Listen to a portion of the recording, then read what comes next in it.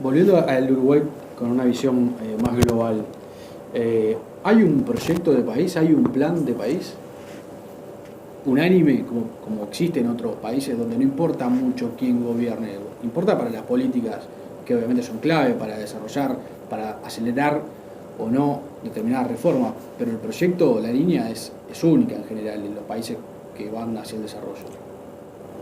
Yo creo que si analizamos el proyecto político gubernamental del Frente Amplio, hubo un plan de país que tenía ciertas líneas matrices muy claras. Las líneas matrices eran admitir que el crecimiento no puede ocurrir si no es a través de la inversión privada. Por lo pronto, y para parar esa matriz, digamos, estoy simplificando por los tiempos televisivos, pero se vota una ley de inversiones que ordena muchos regímenes proporcionales, y se sigue en una línea en la que el país ya venía hace muchos años. O sea que no se niega que el motor de la economía es el sector privado, es la inversión privada. Pero se apunta a otras dos cosas, a la redistribución por la vía de una reforma impositiva que introduce el impuesto a la renta de las personas físicas, y a atender la emergencia social, esta de la que hablamos en los contextos vulnerables, a través de la creación del Ministerio de Desarrollo Social. Puede haber más cosas, pero digo, ahí hay líneas matrices muy claras, de decir, reconocemos al sistema de propiedad privada, de mercados, pero queremos redistribuir mejor a través de los impuestos y queremos atacar el núcleo duro de la fragmentación y la marginalidad a través del desarrollo social. Vamos, yo creo que en esto último, lamentablemente, si bien la intención estaba, hemos fracasado. Hemos fracasado y entonces necesitamos replantearnos como país qué es lo que vamos a hacer para reconstruir el tejido social. Nosotros somos un país, Leandro, institucional.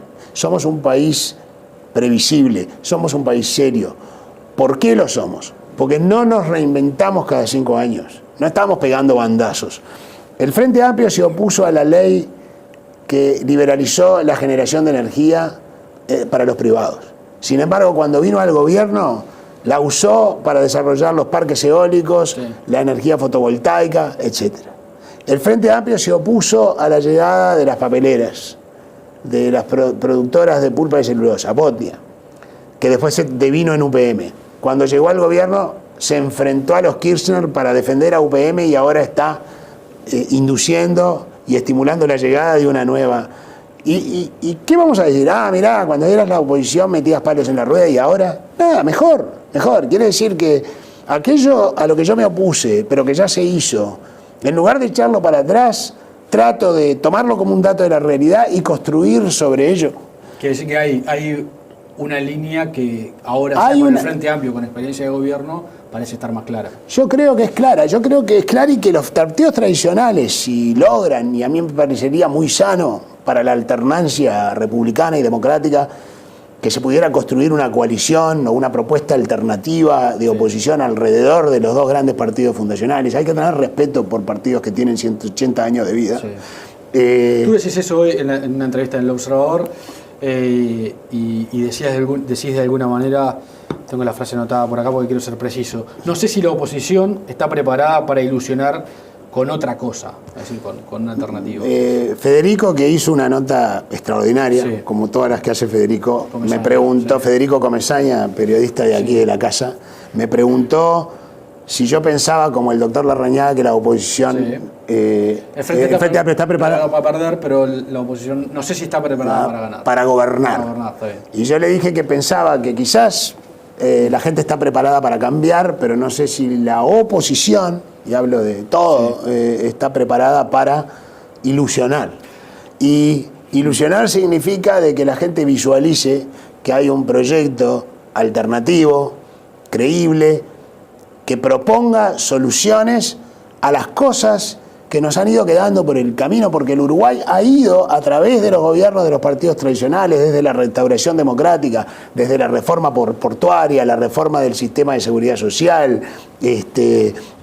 la revolución que tuvimos en el marco energético y por ende que dio lugar a que hoy seamos ejemplo de energías, de la aplicación de energías renovables, en fin. Todo eso sobre lo cual hemos ido construyendo, sobre lo que se hizo sin echarlo para atrás, a la vez hemos sido omisos o hemos estado atados de pies y manos y hemos tenido ciertas parálisis e inacciones en cosas que son muy clave. En educación en contextos vulnerables y en un tema más aún grande en el tema educativo, que es cómo vamos a readecuar nuestro sistema para preparar a los jóvenes para la economía del siglo XXI. En eso hemos estado omisos y creo que... Ahora, cuando uno ve la oposición, tendemos a unificar la oposición. En realidad la oposición es, como dijo alguna vez alguno criticando al Frente Amplio, una gran colcha de retraso. Es decir, retazos. Hoy la oposición tiene al Partido Nacional en un 30%, que parece ser una cosa estable y histórica ya para el Partido Nacional. El Partido Colorado, que obviamente está muy por debajo de lo que fue históricamente, en un 8%. La figura de Novik ascendente, el Partido Independiente, es decir, hay que sumar todo eso, que no necesariamente es igual, para estar con una hipótesis de votación con chance de acceder al gobierno. Pero cuando uno ve las encuestas, el Frente Amplio cayó 15 puntos desde que ganó, o más, desde que ganó hace 2 años hasta ahora, y la oposición no necesariamente subió. No lo está capitalizando. Está aumentando el pool de no sabe, no contesta. Entonces, ¿esa oposición puede gobernar con estos niveles de...? Falta mucho para las elecciones, entonces creo justamente eso es el propósito. Se puede ganar una elección, pero otra cosa es hacer reformas. De acuerdo. Por eso digo, el Frente Amplio es una coalición de derecho, es decir, son varios partidos que tienen posiciones disímiles, a veces muy disímiles, y bueno, pero se hace un ejercicio de hacer un programa común previo a la elección, y luego de la elección, con sus matices y sus tensiones, se trata de que el programa se ejecute de acuerdo a como fue previsto. Por supuesto que, como el mundo es cambiante, no siempre los programas se pueden ejecutar como se previeron, pero en fin, eso es como funciona. En la oposición no hay una coalición de derecho. Podría darse en la segunda ronda. Entonces nosotros lo que decimos es, pero sí perfectamente podría venir una coalición programática previa a la primera ronda, en la que los partidos de oposición se comprometan a 3, 4 grandes cosas que cualquiera que sea el que triunfe se comprometan a hacer. Entonces ya irían a la primera rueda y luego el que le toque a la segunda, con un compromiso firme. Entonces harían lo mismo que hace el Frente Amplio en su Congreso para armar un programa. Es decir, acá no sería un programa de golpe completo porque no hay una coalición de facto en los hechos, pero podría ser un programa que se negocie en 3 o 4 grandes líneas, de manera que la ciudadanía visualice, bueno, este es el proyecto alternativo, gane con quien gane, este es el proyecto alternativo. Y yo creo que sería sano para la República y para la salud de la democracia y para el propio Frente Amplio. Me lo decían mis amigos socialistas chilenos. Por suerte perdimos cuando perdieron con Piñera, pues ya estábamos adquiriendo ciertos tics y ciertos vicios, que la verdad que salir del poder nos va a venir bien para retomar el oxígeno, refrescarnos, renovarnos y reimpulsarnos. No hay que tenerle miedo a eso es la sana alternancia democrática. Entonces creo que esa coalición tendría que formarse en torno a los grandes partidos fundacionales del país, que uno de ellos hoy está institucional y electoralmente muy fuerte, y el otro está institucionalmente fuerte, porque es una realidad viva en la mente de mucha gente, aún,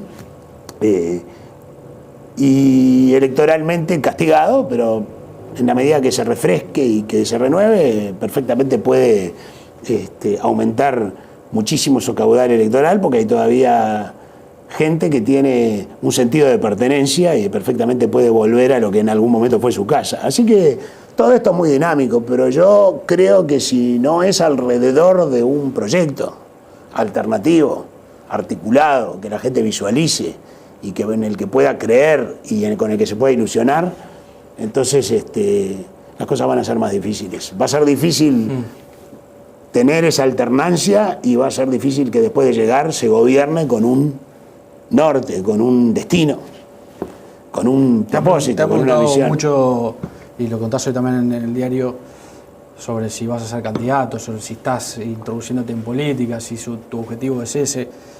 Así que no te lo voy a preguntar porque ya lo compran al observador y lo preguntan, pero ¿tenés un plan de gobierno? ¿Tenés un proyecto de país? Proyecto de país ha tenido, es en lo que he trabajado Ceres desde siempre, es para eso que existimos. Pero desde lo privado, pero desde ¿un plan de gobierno? Fuera de las estructuras partidarias y de estructuras gubernamentales, la sociedad civil, el conocimiento académico comprometido con la cosa pública en los países desarrollados. Acá en estos lugares es más infrecuente. Claro. Están todo el tiempo haciendo programas de gobierno. Se llevan al gobierno. Y ayudan a que se ventile el aire, que circule, que se debate y se discuta. Sí. Nosotros tenemos... grandes políticas de Estado en otros países han salido de una universidad Pero Ernesto Talvi, ¿tiene un proyecto de gobierno? No, programa de gobierno sí. Proyecto político no. Esto es lo que estamos haciendo ahora. Encuentros Ciudadanos lo estamos haciendo desde Ceres. Ceres es una institución independiente, yo soy el director de Ceres. Tengo que cuidar la institución que dirijo y respetar a quienes la han apoyado ya por no un proyecto político personal, años. Pero sí un proyecto de incidir en la política, movilizando a la opinión ciudadana para que para que de alguna manera con estas propuestas o con otras mejores, porque no pretendemos tener el monopolio de la verdad, se movilice a través de los canales cívicos para que nuestros partidos entiendan que la ciudadanía quiere que en ciertas áreas donde hemos estado omisos hay que actuar y que si bien tenemos tiempo, no tenemos tiempo para perder. Hay que actuar y hay que actuar ahora, porque si no, como digo, actuamos ahora y se sigue deteriorando el tejido social a la velocidad que lo está haciendo. Ese Uruguay armónico, justo, amable, que todavía existe, como digo, en la mente de nuestra generación y que no vieron nuestros hijos, lo vamos a perder para siempre, porque se va a perder de la memoria colectiva cuando nosotros ya no estemos. Por eso nuestra generación tiene esa responsabilidad ética de que ese Uruguay de Maracaná, ese Uruguay que podía generar grandes cosas, pero no creérsela, ese Uruguay optimista, ese Uruguay armónico, no se nos vaya para siempre. Ernesto Talvi, gracias por haber venido. Al revés, gracias por haberme invitado. Me vale.